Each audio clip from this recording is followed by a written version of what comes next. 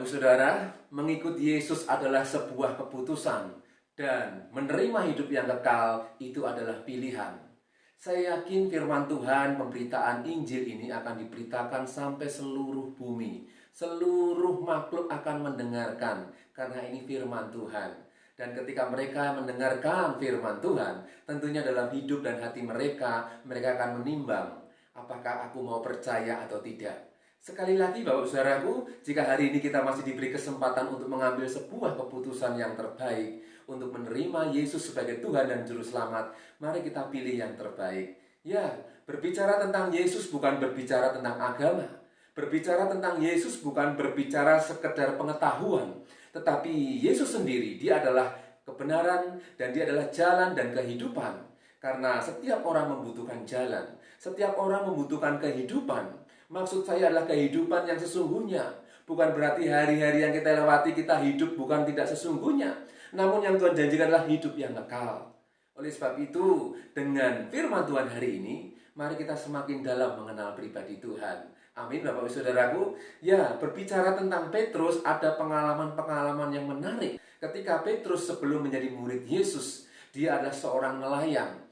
Dan tentunya tidak hanya memiliki pengalaman 1, 2, 3 tahun, tapi dia bisa bertahun-tahun sebagai nelayan.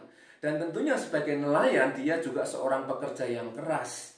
Dan mungkin dia juga banyak hal ditempa sebagai seorang nelayan menghadapi badai, menghadapi gelombang. Bapak Ibu Saudaraku, mari kita akan melihat salah satu kisah tentang Petrus sebelum kita melanjutkan dalam tema kita di dalam surat 1 Petrus, surat yang ditulis oleh Petrus. Bapak Ibu Saudaraku, ketika Yesus berjumpa dengan Petrus, dia sedang pulang dari mencari ikan. Namun Petrus tidak mendapatkan apa-apa seharian. Bahkan di dalam Lukas, di dalam Lukas pasal yang kelima dikatakan Simon menjawab, "Guru, telah sepanjang malam kami bekerja keras dan kami tidak menangkap apa-apa." Ya, di sini keluhan hati, ibaratnya sambatan Petrus kepada Yesus. Ya, kami sudah bekerja keras, Guru, dan kami tidak menangkap apa-apa. Ya, lalu Yesus berkata, "Bertolaklah ke tempat yang dalam dan tebarkanlah jalamu untuk menangkap ikan." Ayat yang keempat. Kemudian ayat yang kelima, "Tetapi karena engkau menyuruhnya, aku akan menebarkan jala juga." Jadi dalam konteks ini Bapak Ibu Saudara, saya melihat bahwa Petrus memiliki hati yang mau melakukan apa yang Guru Yesus perintahkan. Walaupun dia mungkin melakukannya hanya dengan rasa percaya yang beberapa persen, tidak sepenuhnya, kita tidak tahu. Tetapi pada kenyataannya Petrus mau. Ya mungkin ya wis lah, tak lakoke, ya wis lah Guru, karena engkau yang memerintahkan. Bapak Ibu Saudaraku, dari kisah ini kita bisa melihat hati Petrus. Dia melakukan apapun yang gurunya perintahkan. Walaupun ketika dia melihat Yesus belum sepenuhnya, mungkin ini kan tafsiran Bapak Ibu Saudara, Petrus belum menganggap bahwa Yesus itu adalah Tuhan. Tetapi dalam perjalanannya mari kita akan melihat bagaimana Petrus bisa menerima sosok manusia Yesus yang dia anggap menjadi guru teladannya, dan sampai dia mempercayai Yesus sebagai Tuhan dan Juru Selamat. Bapak Ibu Saudaraku, ini sebuah perjalanan. Iman dibuktikan, dibangun dengan kenyataan hidup kita. Sebagai orang percaya, tentunya kita dulu terima Yesus dan hanya menerima Yesus sebagai Tuhan saja mungkin belum teruji. Atau bahkan kita sudah lama mengikut Yesus, tetapi kita juga kadang bisa kurang yakin kalau Tuhan itu menyertai kita dan bisa menolong kita. Tetapi justru hari ini kita mau melihat, walaupun Petrus yang dulunya dia seorang nelayan, orang yang mungkin dikatakan sejarah dia kurang berpendidikan, namun ketika dia memiliki hati yang rela melakukan segala yang guru yang Yesus perintahkan, dia melihat mujizat. Oleh sebab itu Tuhan ketika mau datang nanti, dia hanya bertanya, apakah ada iman di bumi ini? Apakah ada rasa percaya kepadaku ya di bumi ini, yaitu manusia-manusia yang tinggal di akhir zaman. Bapak Ibu Saudaraku, ya, luar biasa Petrus dia melakukan apa yang Yesus perintahkan dan ternyata memang ada mujizat. Sampai perahunya, 2 perahu itu penuh. Ya, ayat 6. Dan setelah mereka melakukannya, mereka menangkap sejumlah besar ikan sehingga jala mereka mulai koyak. Ya, kita tidak berbicara tentang mujizat atau ikan-ikan yang diperoleh banyak, itu pasti karena Yesus yang memerintahkan. Tetapi saya mau soroti yaitu sikap hati Petrus.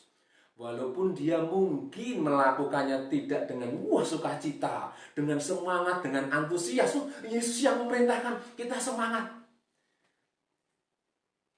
Ya, mungkin Petrus melakukannya karena disuruh. Kadang kita juga orang-orang Kristen, ya, untuk menjadi pelaku firman Tuhan memang kadang harus dilakukan. Walaupun seolah-olah kayaknya atau memang karena terpaksa. Tapi bagi saya tidak masalah. Ketika kita melakukan firman Tuhan, apa yang Tuhan perintahkan, walaupun serasa terpaksa, tapi jika kita mau melakukan itu berarti bukti bahwa kita ini orang-orang yang mau dilatih. Milikilah hati yang mau dilatih, hati yang dilatih, ya. Dilatih itu diuji supaya semakin dewasa, Bapak Ibu Saudara. Ya, dewasa ini maksud saya semakin betul-betul yakin kepada Tuhan, percaya akan perintah Tuhan. Ya, memang melakukan melakukan firman Tuhan memang itu adalah kehidupan kita, itu tidak bisa kita tawar lagi. Tetapi kadang hati kita ini menolak atau tawar atau bahkan bisa menolak karena kekerasan hati kita. Dan saya berharap hari ini kita bisa memiliki hati yang mau rela. Seringkali kita berdoa, Tuhan berikan kami hati seorang murid, telinga seorang murid, hati seorang murid, mata seorang murid, supaya kita belajar kepada Yesus sebagai pribadi Allah sendiri yang tidak pernah mengecewakan. Amin, Bapak Saudaraku. Luar biasa firman Tuhan bahwa ketika belajar tentang sosok Petrus ini ada pengalaman-pengalaman.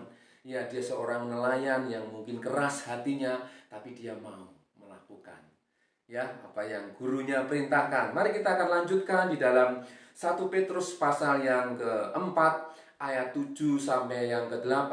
Saya hanya mau sampaikan 2 ayat ini saja, Bapak Saudaraku. 1 Petrus 4 ayat 7 sampai dengan yang ke-8.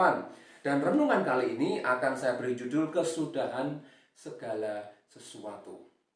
Konteksnya yaitu hidup orang-orang Kristen.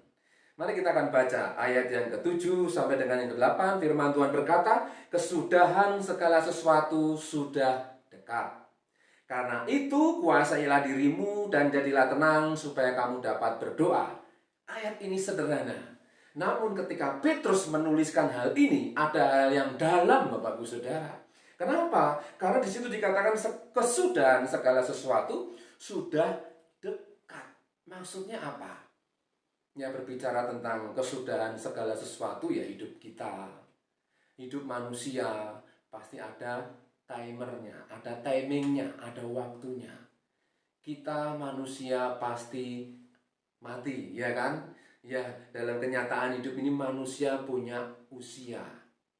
Jika kita semakin ditambah usia, semakin ditambah berarti kita semakin mendekat dengan kematian. Kan begitu, Bapak Ibu Saudara.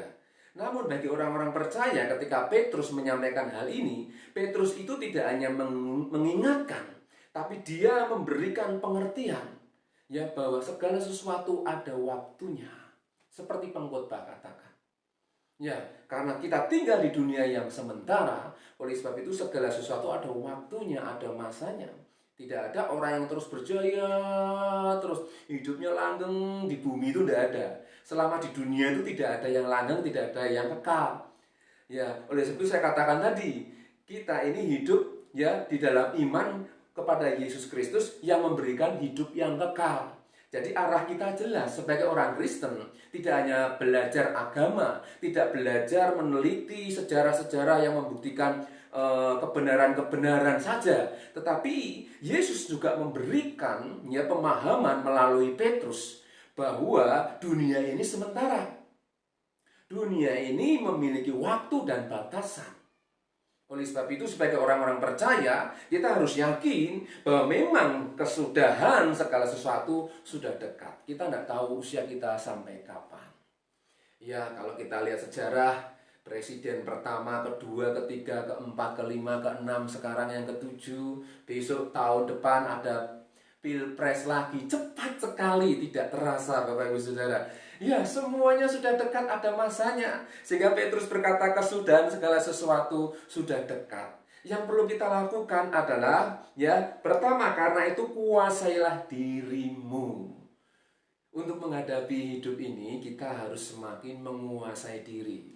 Kita ingat buah roh ada 9. Kasih, sukacita, damai sejahtera, dan lain sampai yang terakhir ke-9, yaitu penguasaan diri. Kenapa ditaruh di bagian terakhir? Karena kadang orang bisa mengasihi, kadang orang bisa sukacita, kadang orang bisa damai sejahtera. Tapi ketika dia bertahan hidup, dikasih kesempatan, kadang bisa lupa, tidak bisa menguasai diri. Ini Bapak Ibu Saudara. Petrus mengingatkan supaya kita ini bisa menguasai diri. Jadi memang benar, buah roh ada yang ke-9, yang terakhir penguasaan diri. Kadang orang bisa lupa ini Bapak Ibu Saudara. Dikasih kepercayaan, dikasih kedudukan, ya, dikasih kesempatan, tapi bisa lupa diri Bapak Ibu Saudara. Bukankah banyak peristiwa yang menunjukkan hal ini? Manusia bisa lupa diri, ya, diberi otoritas, bisa lupa diri, diberi uang yang banyak, diberi harta yang melimpah, bisa lupa diri, diberi suami yang ganteng, istri yang cantik, beri rumah, mobil mewah, bisa lupa diri. Itu manusia Bapak Saudara. Oleh sebab itu Petrus mengingatkan kepada kita semua supaya kita bisa menguasai diri kita, ya, supaya kita tidak lupa akan segala kemurahan Tuhan. Semuanya berasal dari Tuhan dan pemberian Tuhan. Ya, banyak orang-orang Kristen, orang-orang percaya, pengikut Kristus mengalami kegagalan. Mereka bisa lupa diri. Ya, salah satunya juga Petrus ini Bapak Saudara. Dia pernah diminta Tuhan, kemarilah, ketika disuruh jalan di atas air. Petrus mencoba berjalan, tapi kenyataan ada angin sedikit, dia jatuh. Tapi dia ditolong oleh Tuhan. Luar biasa Bapak Saudaramu. Kita mungkin orang-orang percaya yang pernah juga mengalami kegagalan. Tapi ketika Tuhan tolong, itu adalah kesempatan untuk kita bangkit. Amin. Iya Bapak Ibu Saudaraku. Belajar tentang Petrus ini hal yang sangat menarik. Kenapa? Saya juga tidak tahu Tuhan bawa untuk saya merenungkan surat-surat Petrus ini. Karena hari-hari Petrus mengatakan kesudahan segala sesuatu sudah. Ya, siapa tahu besok kita dipanggil Tuhan, kita juga nggak tahu. Kematian tidak hanya untuk orang tua dan lansia. Bisa masih bayi, masih remaja, masih muda. Ya, kita tidak ada yang tahu. Cuman Petrus mengingatkan, kuasailah diri. Kuasailah dirimu. Ya, luar biasa Bapak Ibu Saudaraku. Firman Tuhan di dalam 1 Petrus 1 ayat 14 juga mengingatkan, hiduplah sebagai anak-anak yang taat dan jangan turuti hawa nafsu yang menguasai kamu pada waktu kebodohanmu. Ketika saya baca ayat ini, saya ingat waktu saya masih SMP, Bapak Saudara. Saya suka baca-baca Alkitab, begitu saya garisi, ya. Kemudian saya ingat, sampai ayat ini saya tulis di sebuah kertas, kemudian saya taruh di satu figura yang kecil. Kemudian saya tempel, itu tulisan tangan saya Bapak Ibu Saudara, saya tempelkan, ya, di dinding rumah pada waktu saya masih SMP. Saya masih ingat. Ya, itu sangat terngiang. Dan dalam perjalanan hidup sampai hari ini Bapak Ibu Saudara, ternyata ayat ini sangat mengingatkan, menjaga hidup saya. Walaupun saya pernah mengalami apa yang namanya kegagalan, tetapi ketika Yesus menolong saya, mengangkat saya kembali, saya tidak ada yang bisa saya ucapkan selain saya terima kasih Tuhan, Engkau menolongku sampai hari ini. Ini pengalaman hidup yang luar biasa Bapak Saudara. Ya, sehingga ayat ini menjadi ayat yang luar biasa mengingatkan saya selalu supaya saya tidak menjadi orang-orang bodoh. Kita mungkin pernah menjadi orang yang bodoh ketika kita tidak hidup dalam kebenaran firman Tuhan. Kita melanggar firman Tuhan. Tetapi hari ini Petrus mengingatkan supaya kita belajar menjadi orang yang bisa menguasai diri. Ya, menguasai diri setiap hari. Ini poin yang pertama, Bapak Saudaraku, di dalam surat Petrus. Ya. Kemudian yang kedua dikatakan, dan jadilah tenang supaya kamu dapat berdoa. Karena kita tahu bahwa kesudahan segala sesuatu itu pasti akan terjadi dan sangat dekat. Ya, Petrus memberikan peringatan supaya kita memiliki hati yang tenang. Ya, ketika kita mengalami masalah, tekanan, persoalan yang begitu berat, Tuhan cuma mengingatkan melalui Petrus, jadilah tenang, tenangkanlah hatimu. Bukankah firman Tuhan berkata, ya, di dalam tinggal tenang terletak kekuatanmu. Karena kita ketika tenangkan hati, kita memandang Tuhan, berseru kepada Tuhan, dan Tuhan pasti memberikan kita kekuatan. Amin, Bapak Saudaraku. Ya, ketika kesudahan segala sesuatu sudah dekat, Tuhan hanya ingin melalui Petrus ini, dia memberikan nasihat supaya kita jadilah tenang. Banyak orang yang ribut ketika menghadapi tekanan, persoalan, mereka bingung sakarpe dewi, mencari jalannya sendiri. Mereka bingung. Ya memang Bapak Saudaraku, saya juga pernah mengalami. Tetapi Petrus hari ini mengingatkan kita supaya kita betul-betul mengandalkan Tuhan. Ketika dokter angkat tangan, teman-teman, sahabat semuanya angkat tangan, tidak bisa menolong kita. Bahkan diri kita tidak bisa menolong diri kita sendiri.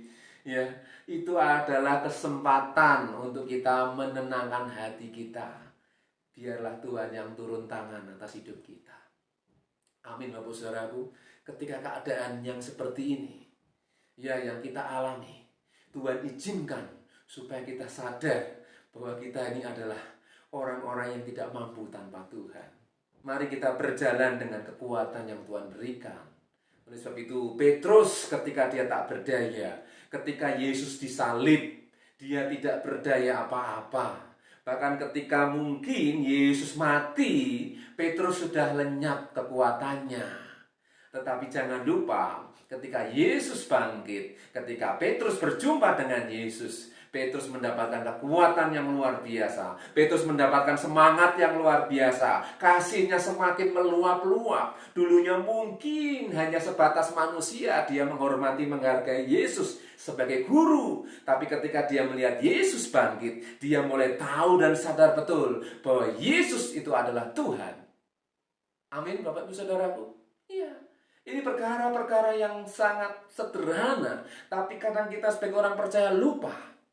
Ya, kita harus belajar menenangkan hati. Kapan kita bisa menenangkan hati? Ketika kita kadang harus dibawa dalam persoalan yang menekan hidup kita. Ya. Oleh sebab itu berbahagialah jika kita masih tenang, tidak ada masalah apa, kita tetap mendekat kepada Tuhan. Karena kita akan semakin tenang. Amin.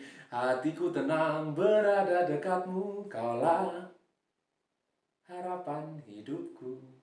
Bapak Ibu Saudaraku, ayat ini ditulis, saya yakin Petrus tahu dan dia menjadi pelaku, dan dia juga sudah merasakan bahwa ketika memiliki ketenangan hati dan mendekat kepada Tuhan, itu adalah kunci untuk menghadapi kesudahan segala sesuatu. Amin, Bapak Saudaraku. Itu yang kedua. Kemudian yang ketiga, ayat yang ke-8. 1 Petrus 4 ayat 8. Tetapi yang terutama, kasihilah sungguh-sungguh seorang akan yang lain, sebab kasih menutupi banyak sekali dosa. Yang ketiga, kasih yang semakin sungguh-sungguh. Maksud saya, Bapak Saudaraku, Petrus ini ingin menunjukkan supaya kita orang Kristen, pengikut Kristus, semakin sungguh-sungguh menunjukkan kasih. Walaupun firman Tuhan juga mengatakan, pada zaman akhir kasih orang akan semakin luntur, semakin kendor, kasih satu dengan yang lain semakin suam. Tetapi kita yang tinggal di dalam Yesus, kasih itu akan semakin sungguh-sungguh. Amin. Bahwa masalah tekanan hidup justru membuat kasih kita ini harus semakin berapi-api. Seperti seorang yang baru pertama kali mencintai. Amin, Bapak Ibu Saudara. Ya, kita semua mungkin pernah mengalami cinta mula-mula, tapi justru itulah Tuhan ingin bangkitkan cinta mula-mula kita. Ketika kita mengalami persoalan, mengalami tekanan, supaya kita memiliki, dikatakan, kasihlah sungguh-sungguh seorang akan yang lain. Suami, istri, ya, siapapun orang tua, anak-anak kita harus semakin menunjukkan kasih kita dengan sungguh-sungguh, Bapak Ibu Saudara. Kita mungkin pernah disakiti, tapi justru ketika kita disakiti, itu membuktikan bahwa hati kita ini bisa membalas dengan kasih. Luar biasa, karena hidup adalah kesempatan. Mari ambil keputusan yang benar untuk melakukan bagian kita. Ya, karena dikatakan sebab kasih menutupi banyak sekali dosa.